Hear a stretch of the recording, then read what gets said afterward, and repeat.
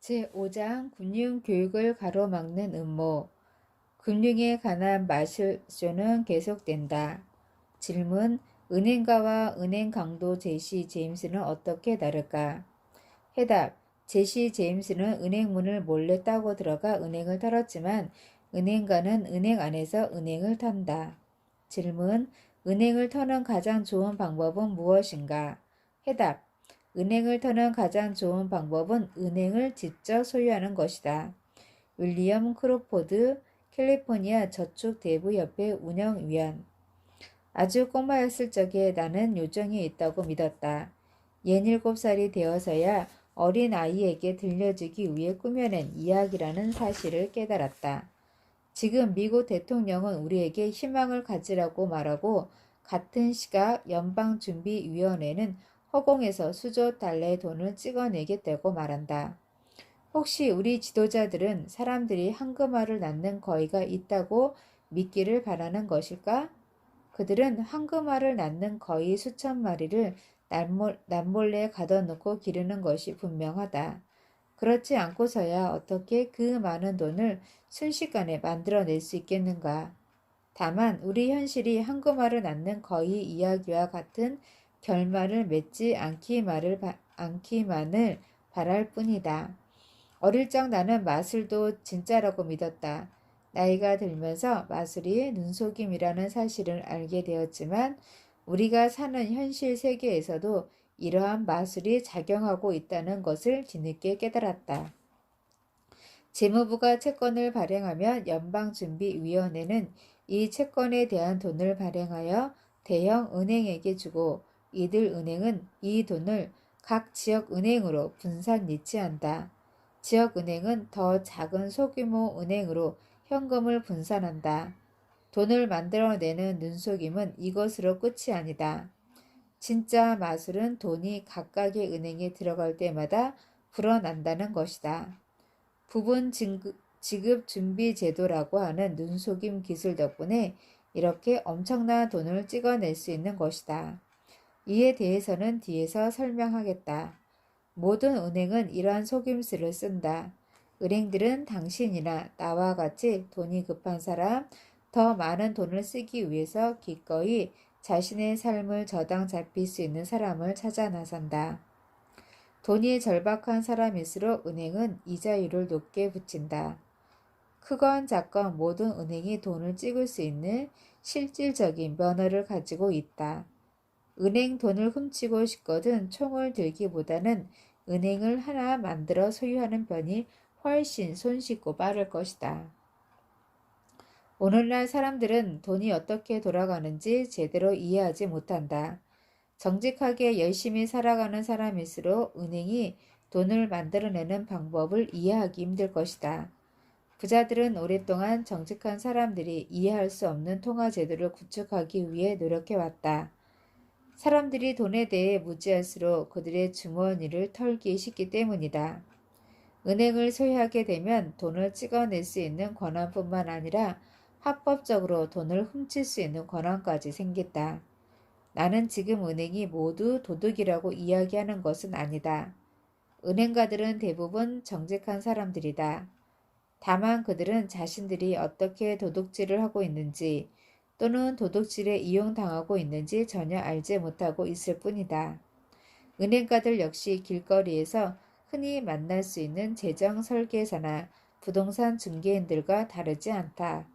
당신이 은행 문을 열고 들어서면 미소를 지으며 무엇을 도와드릴까요? 라고 공손하게 물을 것이다. 그들도 대부분 우리와 마찬가지로 일을 해서 먹고 사는 사람들이다. 우리 부를 훔치는 것은 은행가들이 아니라 돈을 만들어내는 시스템이다. 이 시스템을 통해 엄청난 부를 거둬들이는 사람들은 따로 있다. 돈의 진화.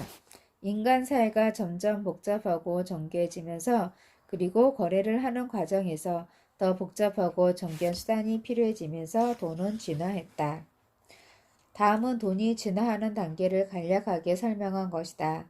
진짜 돈에서 맛을 돈으로 어떻게 진화했는지 알 수 있을 것이다. 1. 물물 교환. 최초의 통화는 물물 교환에서 시작되었다. 물물 교환은 자신의 상품과 서비스를 다른 사람의 상품과 서비스와 맞바꾸는 것이다. 닭을 가진 농부가 신발이 필요한 경우 그는 닭과 신발을 바꾸면 된다. 하지만 물물 교환의 가장 큰 문제는 거래를 하는데 상당한 시간과 노력이 들어간다는 것이다. 또한 상대적인 가치를 매기기 어렵다. 예컨대 신발을 만드는 사람이 닭을 원하지 않을 때는 어떻게 해야 하는가? 아니, 그가 닭을 원한다고 하더라도 닭 몇 마리가 또는 신발 몇 켤레가 서로 같은 값어치를 지니는지 어떻게 알 수 있는가? 결국 더 빠르고 더 효율적으로 교환할 수 있는 수단이 필요하다. 그래서 돈이 나온 것이다. 하지만 물물 교환은 완전히 사라지지 않는다. 경제가 지금과 같이 계속 추락하고 돈이 교환 수단으로서 재구실을 하지 못하게 되며 물물 교환은 다시 늘어난다. 물물 교환의 좋은 점은 정부가 세금을 매길 수 없다는 것이다. 국세청은 닭으로 세금을 받지 않는다. 이 상품화폐, 거래 과정을 단축하고 속도를 높이기 위해서 같은 집단에 속하는 사람들끼리 가치를 상징하는 특정한 물건을 사용하기로 합의했다. 이러한 상품 화폐의 최초 형태는 조개 껍데기다. 돌, 보석, 구슬, 소, 염소, 금, 은도 자주 사용되었다. 닭과 신발을 곧바로 교환하지 않고 구슬 6개만 주면 신발을 얻을 수 있다. 상품 화폐의 등장은 거래 과정을 빠르게 만들었다. 더 많은 거래를 더 짧은 시간에 해치울 수 있었다. 지금도 금과 은은 세계 어디서나 돈과 같은 값어치를 지니는 물건으로 사용된다. 우리가 쓰는 종이돈은 국경을 넘어가면 한낱 휴지 조각이 될 수 있다. 하지만 금은 어디를 가나 가치가 똑같다. 적진 한가운데 들어가도 똑같은 값어치를 지닌다. 3. 태환화폐.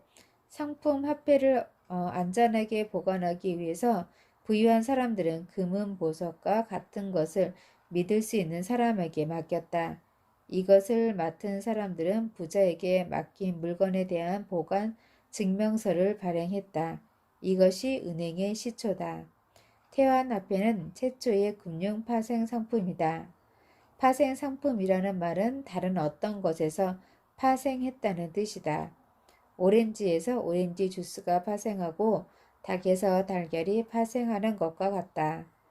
근원적으로 가치를 지닌 상품의 가치가 그것을 보관하고 있다는 증명서의 가치로 파생하면서 돈은 진화됐고 거래 속도는 더더욱 빨라졌다. 먼 거리를 여행하여 여러 시장을 옮겨 다니며 거래하는 상인들은 금이나 은을 직접 가지고 다닐 수 없었다. 무거울 뿐만 아니라 사막을 넘거나 산을 넘다가 도적을 만나 빼앗길 염려가 있기 때문이다. 대신에 그들은 금은 보석을 맡겨두었다는 것을 증명하는 영수증을 가지고 다녔다. 이 증서는 곧 원래 자신이 가지고 있는 상품 화폐의 가치, 안전하게 보관되어 있는 가치의 파생 상품이다. 먼 곳에 가서 물건을 구입한 상인은 물건값으로 실제 가치의 파생 상품인 보관 영수증을 지불한다. 물건을 판 사람은 그 영수증을 자신이 사는 지역의 은행에 맡긴다. 이제 영수증을 받은 은행은 사막 건너편에 있는 은행에 가서 금은 보석을 가져오면 된다.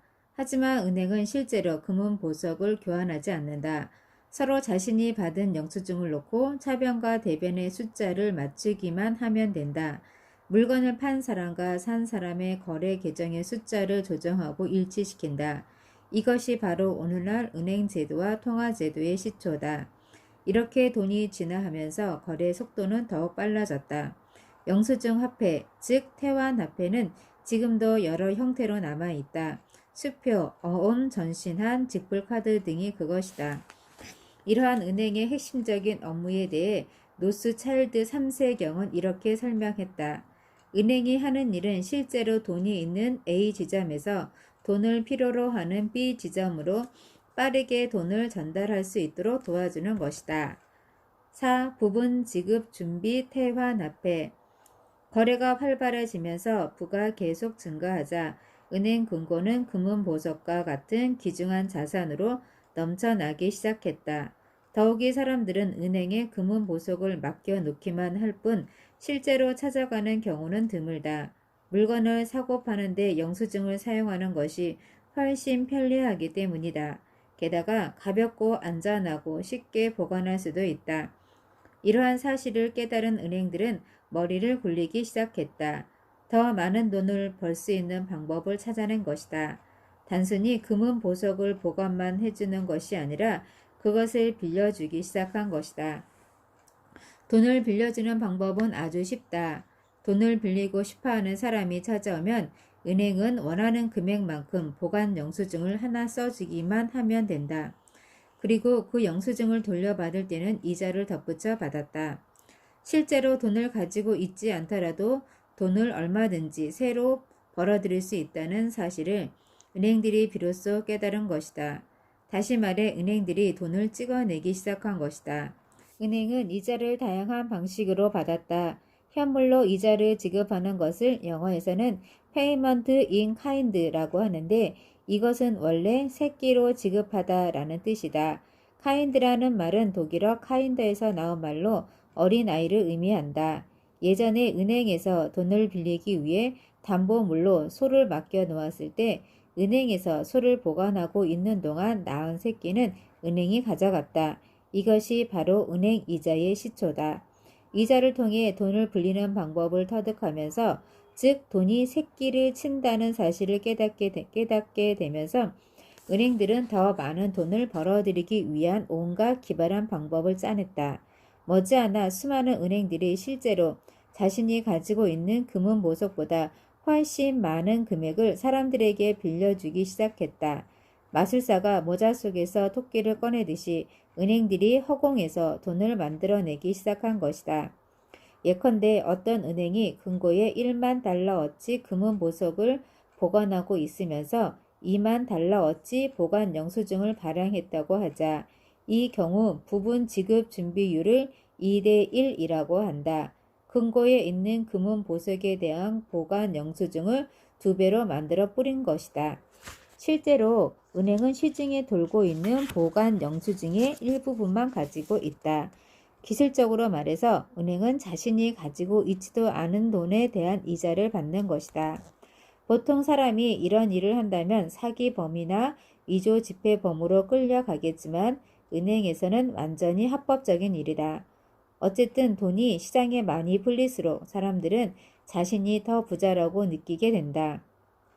돈이 계속 늘어나는 경제 상황은 은행에 맡겨놓은 금은 보석을 찾으려고 사람들이 한꺼번에 몰려들지 않는 한 문제없이 잘 돌아간다. 오늘날 경제학자들은 이러한 상황을 이렇게 표현한다. 경제가 성장하는 것은 돈의 공급이 늘어나기 때문이다. 연방준비은행과 같은 중앙은행들이 생겨나기 전에 이미 은행은 이런 방법으로 돈을 만들어내고 있었다. 물론 시간이 가면서 은행들의 탐욕은 극에 달했고 더 많은 돈을 벌어들이기 위해 금고에 있는 금은 보석을 초과하여 영수증 화폐를 남발하기 시작했다. 그러다가 사람들이 금은 보석을 되찾으러 왔을 때 그것을 제대로 내어주지 못해 파산하는 은행들이 속출했다. 이것이 바로 영국 중앙은행이나 연방준비은행이 만들어진 이유다. 이들 중앙은행이 가장 먼저 한 일은 은행이 다룰 수 있는 돈의 형태를 한 가지로 통일하는 것이었다. 그리고 부분 지급 준비 제도를 엄격하게 통제했다. 미국 헌법을 만든 건국의 아버지들이 중앙은행 설립을 강력하게 반대했음에도 1913년 우드로 윌슨 대통령과 미국 의회는 연방준비제도를 만들었다. 은행을 소유한 거대 부자들과 재무부가 긴밀한 파트너가 된 것이다. 미국의 모든 돈은 이 파트너십에 의해 움직이고 통제된다. 다른 은행들은 스스로 돈을 만들어내지 못한다. 메이어 암셀 로스차일드가 거의 1세기 전에 한 말이 그대로 실현된 것이다. 돈을 만들어낼 수 있는 권한만 나에게 주면 누가 나라를 다스리든 누가 법을 만들든 신경 쓰지 않겠다. 오바마 대통령과 미국 의회가 금융위기를 타개할 수 있는 방법은 규칙을 바꾸거나 법을 강제하는 것이다. 하지만 노스차일드와 같은 거대 부자들은 혼란에 빠진 경제를 살리기 위해 대통령과 의회가 어떻게 규칙을 바꾸든 전혀 신경 쓰지 않는다. 세계의 중앙은행을 통제하는 거대 은행 카르텔이 신경 쓰는 것은 단지 얼마나 많은 돈을 구제금융과 경기부양책으로 투입하느냐 하는 것이다. 은행 카르텔은 나라가 망하든 말든 더 많은 돈을 찍어내고 그에 대한 이자 수입을 늘리는 것이 목적이다. 구제금융과 경기부양책이라는 이름으로 허공에서 만들어낸 수조 달러에 대한 이자만 받으면 되는 것이다. 2009년 대통령과 의회는 구제금융으로 8천억 달러를 새로 지원하겠다고 말했다. 정부에서 하고 있는 일은 모두 예외 없이 돈을 찍어내는 일이다. 물론 이러한 작업은 프라이머리 딜러 대출이나 기업 어음 매입 기금과 같은 난해한 이름으로 비밀리에 진행되고 있다. 정부의 비밀스러운 작업은 대개 언론에 보도되지도 않는다. 하지만 이러한 작업을 통해 연방준비은행은 최소 3조 달러 이상의 돈을 대출 자금으로 쏟아냈고 민간 투자 손실을 보전하기 위한 돈으로 5조 7천억 달러를 쏟아냈다. 그렇다면 미국을 움직이는 진짜 권력자는 누구일까? 연방준비위원회 이사회 의장 버냉킹인가? 오바마 대통령인가? 거대 은행가들은 은행을 마음 놓고 털 수 있는 확고한 지위를 확보하게 되었다. 이것이 음모이든 아니든 수조 달러는 이미 허공에서 만들어졌고 그에 대한 이자를 우리가 계속 지급해야 하는 것은 명백한 사실이다. 지금 우리가 저지른 실수에 대한 대가를 우리 아이들이 후손들이 모두 떠안아야 하는 것이다. 독자 코멘트. 더 깊이 알아갈수록 연방준비제도는 돈을 통제하기 위해 정부가 만든 부자들의 사회주의 기관에 불과하다는 결론에 도달하게 된다. 그렇다면 어떤 기관의 영향력이 더 큰지 따지는 것은 무의미하다. 정부와 연준 모두 사람들을 지배하는 막강한 권력기관이다. 5. 불안화폐. 금태환 제도가 폐지됨으로써 미국은 금은 보석을 확보하지 않고도 돈을 찍어낼 수 있게 되었다. 그렇다면 달러의 가치를 뒷받침하는 것은 무엇인가? 바로 정부가 그 가치를 지급할 것이라는 믿음만이 가치를 뒷받침한다. 기술적으로 말하자면 1971년 이전 미국 달러는 금을 보관하고 있다는 영수증, 즉 금의 파생 상품이었다. 하지만 1971년 이후 미국 달러는 빚의 파생 상품이 되었다.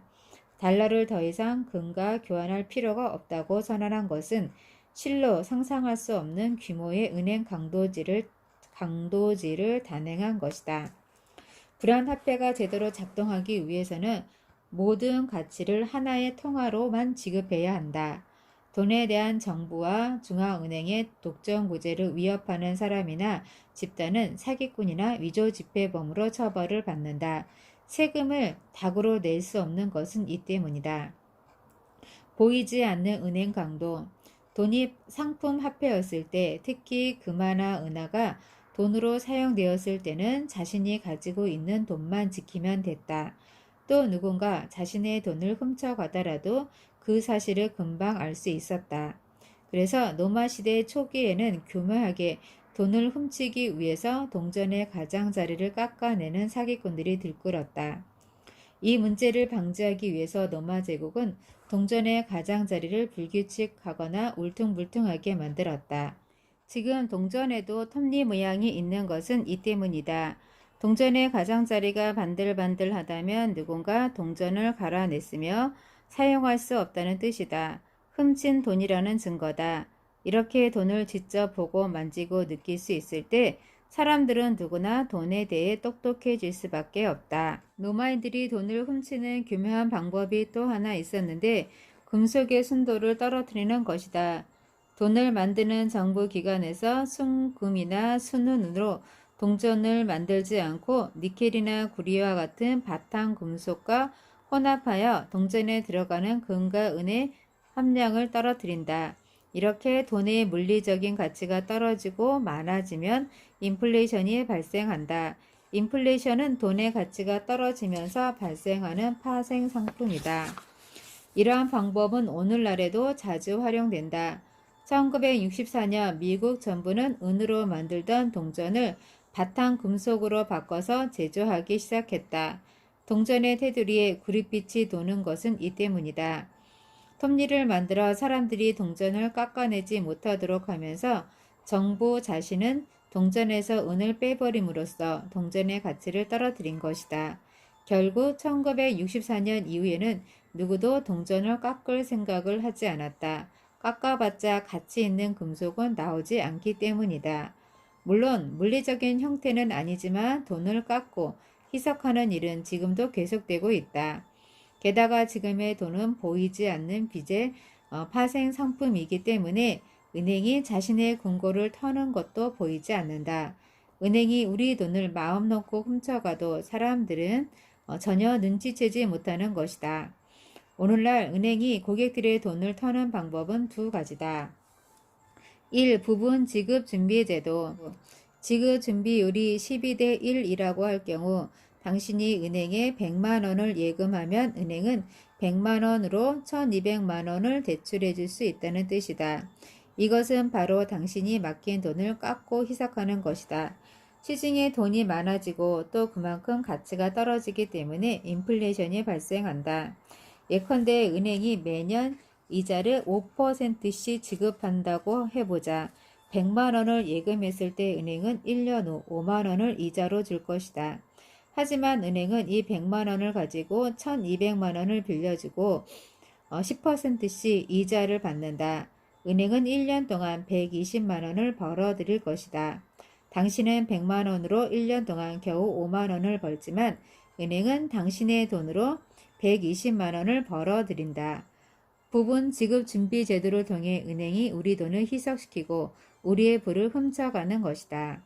부분 지급 준비 제도는 은행의 현금 강탈 방법이다. 이러한 첨단 은행 강도질은 사람들이 쉽게 눈치채지 못한다. 모든 은행은 하다못해 지방의 작은 은행이라고 해도 이와 같은 방식으로 허공에서 돈을 만들어낸다. 돈을 들고 은행에 찾아갈 때마다 반갑게 맞이해 주는 데는 다 이유가 있다. 그들은 당신이 맡긴 돈을 가지고 마치 요술을 부리듯 더 많은 돈을 찍어낸다. 당신이 예치한 돈보다 더 많은 돈을 빌려주고 이로써 시장에는 돈이 넘쳐나 인플레이션이 발생한다. 결국 은행에서 주는 이자율만큼 물가가 오른다는 뜻이다. 1983년 6월 영리한 투자은행들은 허공에서 돈을 찍어낼 수 있는 또 다른 기발한 상품을 만들어냈다. 수천 개의 모기지 대출을 엮어 증권화하여 부채담보부증권이라는 이름을 붙여 팔기 시작한 것이다. 그야말로 진짜 빚의 파생 상품을 만들어낸 것이다. CDO, 부채담보부증권은 전 세계의 정부 채권과 기업 채권에 대한 상품으로 팔려 나갔다.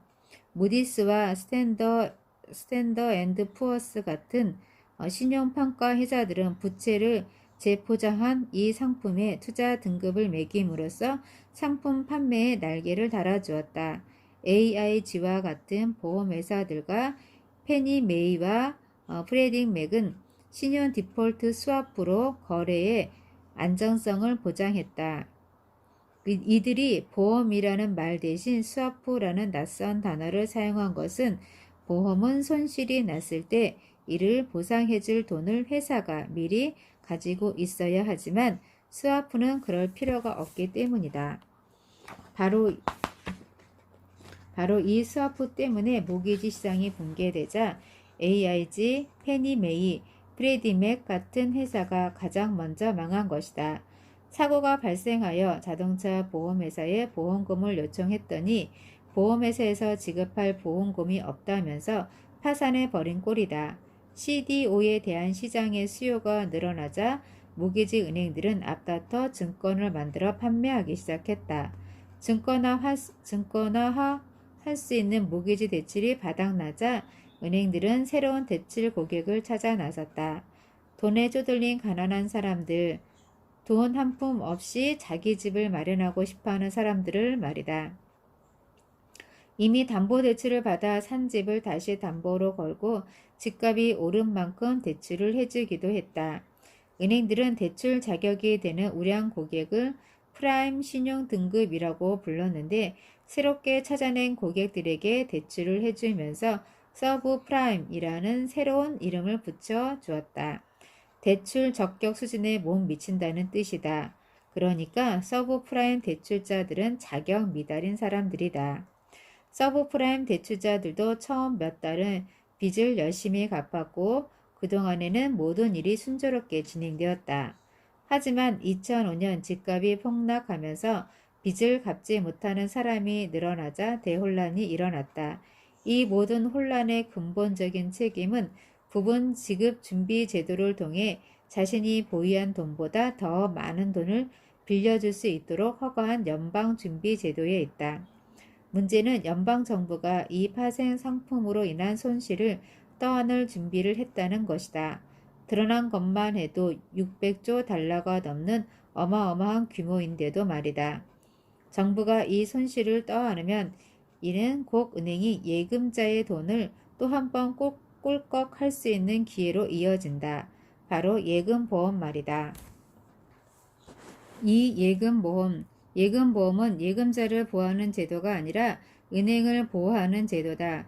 미국에서 예금을 보장하는 업무를 하는 기관은 연방예금보험공사다. 이 기관의 주요 목적은 시티그룹, 뱅크 오브 아메리카, JP 모건 체이스와 같은 거대 은행을 보호하는 것이다. 바로 금융위기를 초래한 주범들을 지키는 것이다. 연방예금보험공사는 사람들이 무더기로 몰려들어 예금을 찾는 사태가 일어나지 않도록 보장한다. 1980년대 저축 대부 산업이 위기에 처했을 때 예금 보장 한도는 5만 달러였다. 이들의 문제를 해결하는 과정에서 예금 보장 한도는 10만 달러로 늘어났다. 2007년 금융위기가 시작될 무렵 예금 보장 한도는 25만 달러로 늘어났다. 이렇게 보장 범위를 자꾸 확대하는 것은 은행이 망해도 예금자들은 돈을 잃지 않는다는 확신을 심어주기 위해서다. 2007년에서 2009년까지 미국의 수많은 은행이 파산했음에도 무더기 예금 인출 사태는 거의 일어나지 않았다. 왜냐하면 예금자들이 연방 예금보험공사가 자신의 돈을 지켜줄 것이라고 생각했기 때문이다. 물론 이것이 예금자를 보호하는 일이라고 볼 수도 있지만 동시에 무능력하고 탐욕스럽고 부정직한 은행을 보호하는 일이기도 하다. 연방예금보험공사는 은행의 돈을 안전하게 지켜준다는 인식을 심어주는 든든한 금융방어벽 역할을 함으로써 은행에게 예금자들의 돈을 가지고 더 위험한 모험을 하도록 부추기기 때문이다. 연방예금보험공사는 은행이 망해도 예금을 지급해 준다고 큰 소리 치지만 실제로 그런 손실을 메울 수 있는 돈이 전혀 없다. 그래서 구제금융이 필요하고 이 돈을 납세자들이 모두 메워야 한다. 지금까지 무수한 은행들이 수십억 달러를 탕진하고 날랐다. 그들이 남겨놓은 청구서를 갖기 위해 사람들은 오늘도 뼈 빠지게 고생하고 있는 것이다. 은행에도 계급이 있다. 구제금융이라는 말이 여기저기서 들리기는 해도 실제로 모든 은행이 구제금융을 받는 것은 아니다. 구제금융은 거대 은행에게만 돌아간다. 예컨대 소규모 은행이 불량대출을 지나치게 남발하여 파산했을 경우에는 연방예금보험공사에서 예금보험금을 지급한다. 예금보험금은 예금주들의 돈을 돌려주는 데 사용된다. 은행을 경영한 사람들과 은행에 투자한 사람들은 손실분에 대해 모두 책임져야 하며 따라서 투자한 돈을 모두 잃게 된다. 정치적 영향력이 없는 작은 은행들은 대개 이런 방식으로 처리한다. 부실한 소규모 은행을 처리하는 또 다른 방법은 매각이다. 재정난에 처한 작은 은행은 큰 은행에 넘기는 것이다.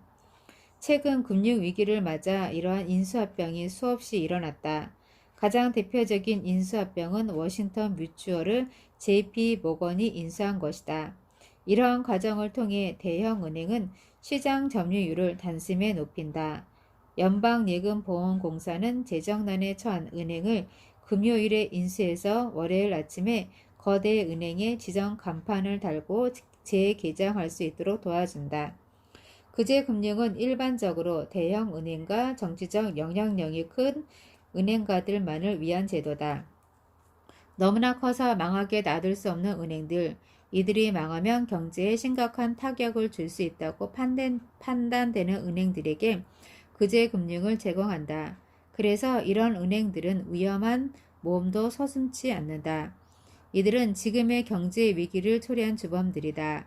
연방예금보험공사의 전 수장이었던 어빈 스프라그는 자신의 책 구제금융에서 이렇게 썼다. 구제금융을 받는 은행은 망하지 않는다. 예금보험에 들었든 안 들었든 은행이 어떤 잘못을 해도 아무도 손해보지 않는다. 경영진은 해고당하고 주가는 공두박질쳐 주주들은 손해를 보겠지만 그 외에 달라지는 것은 없다. 이러한 특권적 대우는 연방예금보험공사가 인증한 몇몇 은행에게만 주어진다. 결국 구제금융은 부자들만을 위한 제도라는 뜻이다. JP모건 체이스나 시티은행과 같은 거대 은행은 아무리 재정난에 처하더라도 그 손실을 납세자들이 지불한다. 예금 보장 한도도 무의미하다는 뜻이다. 현재 공식적인 예금 보장 한도는 25만 달러이지만 유럽의 어떤 은행이 수백만 유로를 미국 은행에 예금했다면 또는 일본의 어떤 부자가 수백만 달러를 미국 은행에 예금했다면 그 돈은 100% 미국 정부가 보장한다. 납세자들이 모두 물어내야 한다. 보통 사람들이 거대 은행들처럼 무모하고 방만하게 사업을 한다면 머지않아 모든 것을 잃고 말 것이다. 우리는 절대 구제금융을 받을 수 없다. 조금 가장해 말하자면 연방예금보험공사는 거대 은행의 치부가 드러나지 않도록 가려주는 연막에 불과하다. 대형 은행이 위기에 처하면 정부는 당장 달려가 구제한다. AIG 파산은 시작일 뿐이다. 2009년 연방준비위원회 이사회 의장이었던 앨런 그린스펀이 청문회에 나와 자신의 실수를 공식적으로 인정했다. 하지만 그러한 실수로 인한 손실은 자신이 책임질 일이 아니라고 말했다. 물론 그 손실을 누가 책임져야 하는지 우리는 알고 있다. 바로 세금을 내는 우리다. 지금까지 납세자들이 낸 1,800억 달러 이상의 돈을 정부는 AIG에 쏟아부었다. 이 중 1억 6,500만 달러가 손실을 낸 경영진에게 보너스로 지급되었다는 사실이 알려지면서 납세자들이 분노하자 연준 의장 버냉킹, 재무장관 가이스너, 그리고 오바마 대통령은 사건의 진상을 조사하겠다고 약속했다. 보너스를 받아간 사람들은 공공의 적이 되었다. 중요한 문제는 따로 있다. ARG 같은 보험회사에게 정부는 왜 가장 먼저 구제금융을 제공했을까? 구제금융은 은행이 먼저 받아야 하지 않았을까? 기물 문서를 인용한 월스트리트 저널 기사를 보면 그 해답이 나와 있다. ARG에 지원한 구제금융 중 500억 달러는 골드만삭스, 메릴 린치, 뱅크 오브 아메리카, 그리고 수많은 유럽 은행으로 빠져나갔다. ARG에게 가장 먼저 구제금융을 지원한 이유는 이 회사가 세계에서 가장 큰 은행들에게 엄청난 빚을 지고 있었기 때문이다. 2008년 4분기 ARG의 실적은 기업 역사상 가장 큰 손실로 기록되었다. 단 3개월 만에 617억 달러의 적자가 발생했다. 시간당 2,700만 달러씩 계속 돈이 빠져나간 것이다.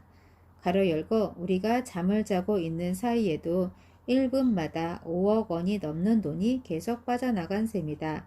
옹기니 가로 닫고. 이 책을 출간하는 시점까지는 AIG에 대한 구제금융이 미국 역사상 가장 큰 금액을 기록했다. 하지만 이것은 끝이 아니다. 프레디 맥은 부실 규모가 더 클지 모른다. 프레디 맥은 AIG와 함께 서브프라임의 안전성을 보장하는 신용 디폴트 스와프를 제공했다. 하지만 엄청난 사람들이 일자리를 잃고 파산하면서 프레디 맥의 손실도 눈덩이처럼 불어나고 있다. 2009년 3월 부채를 갚지 못하는 서브프라임 대출자들로부터 프레디 맥이 회수한 주택만 해도 3만 채를 넘어섰다. 사람이 살지 않는 빈집을 한 채 유지하고 관리하는 데 드는 비용만 해도 매달 3,300달러 정도 들어간다고 한다. 프레디 맥이 쏟아 부어야 하는 구제금융은 AIG에 투입된 돈보다 훨씬 클 것으로 예상된다. 우리가 원하는 변화는 가능한가? 이 법안은 우리 경제를 지켜줄 것이며 미국의 금융 시스템을 안정시킴으로써 다시는 이러한 문제가 발생하지 않도록 지속적인 개혁을 실행하는 역할을 할 것이다. 1장에서 인용한 20년 전 부시 대통령의 말이다. 1980년대 후반과 1990년대 초반 저축 대부 산업이 위기를 맞았을 때 그는 구제금융의 필요성을 역설하면서 이렇게 약속했다. 하지만 그 문제는 여전히 해결되지 않았다는 사실을 우리는 알고 있다. 저축 대부 산업이 위기에 처했을 때 상원의원이었던 존 맥케이는 수십억 달러의 손실을 내고 휘청거리던 링컨 저축은행과 이해관계가 얽혀 있었다. 빌 클린턴과 힐러리 클린턴 역시 메디슨 개런티 저축은행과 깊은 관계를 맺고 있었다. 부시 일가는 실버라도 저축은행과 지적 연관을 맺고 있었다. 1997년과 1998년 필 그램 상원의원은 지난 공항 때 저축과 투자를 함께 겸업할 수 없도록 명문화한 그레스 스티걸 법안을 폐기하는 일에 앞장섰다. 그레스 스티걸 법안이 사라지자마자 은행의 현금 강탈 행위는 더욱 대담해졌다. 그리고 상원은행위원회 의장이었던 필그램 상원의원이 은행과 보험회사를 비롯해 각종 금융회사로부터 260만 달러라는 어마어마한 선거 자금을 모금한 것은 결코 우연한 일이 아니다. 그린스펀 연준 의장, 클린턴 대통령, 또 클린턴 행정부에서 재무부 장관을 지낸 로버트 루빈, 레리 서머스, 티모시 가이스너 모두 글래스 스티컬 법안을 폐지하는 데 일조했다. 이것은 모두 시티그룹의 금융 슈퍼마켓을 합법화하기 위한 작전이었다. 위원회 일치일까? 이 법안이 폐지되자마자 루빈은 재무부 장관을 사임하고 시티그룹 제국의 시장 자리에 앉았다. 내가 하고 싶은 말은 거대 은행이라는 강도가 활동하기 위해서는 정치적 영향력이 뒷받침되어야 한다는 것이다. 그것이 바로 정치인들이 구제금융을 크게 문제 삼지 않는 이유다. 이처럼 썩은 시스템에서 어떻게 우리가 믿을 수 있는 변화가 가능하단 말인가. 1791년 토머스 제펀슨이 중앙은행 제도에 대해 매우 부정적이었던 이유는 지금 우리가 처해 있는 이 모든 상황 때문이다. 의회가 은행과 같은 기관을 설립할 수 있는 권한은 헌법에 명시되어 있지 않다고 지적한 사람 역시 제펀슨이었다. 은행에서 돈을 찍어낼 수 있도록 허락하면 국가는 머지않아 파산할 수밖에 없으며 따라서 그런 권한을 주는 것은 지극히 현명하지 못한 처사라고 그는 말했다. 제퍼슨은 은행을 군대와 맞먹는 위협적인 존재로 비유하곤 했다. 사회의 기초를 뒤집는 가장 미묘하면서도 확실한 방법은 화폐를 타락시키는 것이다. 이러한 과정에는 경제의 모든 법칙이 비밀리에 작동하기 때문에 100만 명 중 단 한 명도 파멸로 치닫는 상황을 감지하지 못한다. 돈의 타락은 눈에 보이지 않기 때문에 진단하기 어렵다. 오늘날 은행은 바로 당신 코앞에서 당신의 주머니를 털고 있다. 하지만 무엇을 봐야 하는지 알지 못하면 지식이 없으면 그 도둑은 눈에 보이지 않는다. 독자 코멘트. 정확한 질문일지는 모르겠지만 이렇게 묻고 싶다. 우리 힘으로 시스템을 바꿀 수 없다면 현존하는 시스템 안에서 우리는 어떻게 해야 이득을 볼 수 있을까? 나는 마하트마 간디의 말을 늘 마음속에 새긴다. 세상에서 어떤 변화가 일어나기를 바란다면 네 자신이 먼저 그 변화가 되어라. 돈의 새로운 규칙 5번째. 지금 필요한 건 스피드. 이 장을 시작하면서 우리는 돈이 물물 교환에서 시작해 디지털 머니로 어떻게 진화했는지 이야기했다. 지금은 빛의 속도로 돈이 움직인다. 어떤 사람은 한 시간에 수십억 달러를 벌어들이는 반면 어떤 사람은 뼈 빠지게 일해서 겨우 7달러를 번다. 그 차이는 바로 거래의 속도 때문이다. 빠르게 거래할수록 더 많은 돈을 벌 수 있다. 예컨대 의사들은 환자를 한 번에 한 명씩 본다. 반면에 인터넷 비즈니스를 하는 고등학생은 365일 24시간 내내 무한한 고객과 거래를 한다. 비싼 학비를 내고 의과대학을 나와 의사가 되어서 버는 돈보다 고등학생이 인터넷으로 벌어들이는 돈이 훨씬 많다. 인터넷 비즈니스는 물리적 한계를 뛰어넘지만 의사는 물리적 한계를 벗어나지 못하기 때문이다. 하나는 기하급수적으로 부가 쌓이지만 다른 하나는 산술적으로 부가 쌓인다. 여기에 대해서는 다음 장에서 자세하게 다룰 것이다. 사람들이 오늘날 경제적인 곤란에 처하는 이유는 너무 느리기 때문이다. 은행이 돈을 찍어내는 속도보다 돈을 더 빨리 벌지 못하기 때문이다. 금융거래에 가난한 사람들은 아직도 구석기 시대에 머물러 있다. 사람들은 보통 시급, 주급, 월급으로 돈을 번다. 때로는 한 건당 돈을 벌기도 하고 주식 중개인이나 부동산 중개인처럼 수수료를 챙기기도 한다. 미래에는 기업과 돈이 얼마나 빠르게 변하는지 이해하고 그것을 이용할 줄 아는 사업가들이 성공할 것이다. 빠르게 변화하고 적응할 수 있는 능력과 유연성을 갖춘 사람들만이 부자가 될 것이다.